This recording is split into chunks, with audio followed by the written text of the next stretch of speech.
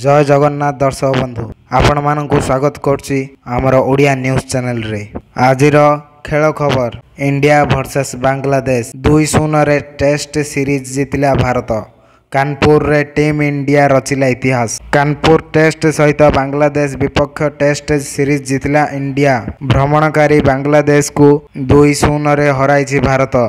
वर्षा बाधा प्राप्त कानपुर टेस्ट रे सहज विजय हासिल करिछि भारत। प्रथम टेस्ट को 280 रन रे भारत जीतिथिबा बेले द्वितीय टेस्ट को 7 विकेट रे जीति नेछि। वर्षा बाधा प्राप्त कानपुर टेस्ट रे टीम इंडिया अधिनायक रोहित शर्मा टॉस जीति प्रथमे बोलिंग निष्पत्ति नेइथिले, जहा फल प्रथमे बैटिंग करने को बांग्लादेश पड़िया को ओह्लाइथिला। प्रथम दिन खेल रे वर्षा हेबा कारणरू मात्र 35 ओवर बैटिंग करिपारथिला बांग्लादेश। 107 रन रे 3 विकेट हराइथिला बांग्लादेश। पर मैच रो द्वितीय और तृतीय दिन वर्षा एवं पड़िया ओदा थिबा कारणरू गोटिए भी बॉल पड़ी पारि नथिला।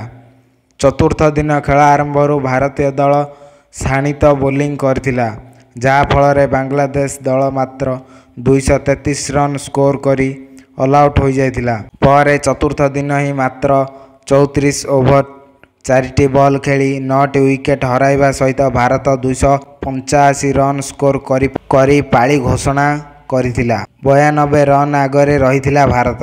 बांग्लादेश एहाकु पीछा करी द्वितीय इनिंग्स रे समस्त विकेट हराई 147 रन करिबारे सक्षम होइथिला, जहा फल भारत आगरे 95 रन रो विजय लक्ष्य धार्य होइथिला।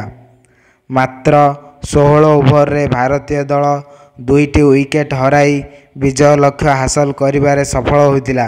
यशस्वी जायसवालଙ୍କ अर्धशतकीय इनिंग्स और विराट रन बल रे भारतीय दल 7 विकेट रे कानपुर टेस्ट को जीति नेछि। एथि सहित टेस्ट सीरीज को भारतीय दल 2-0 रे जीतिछि।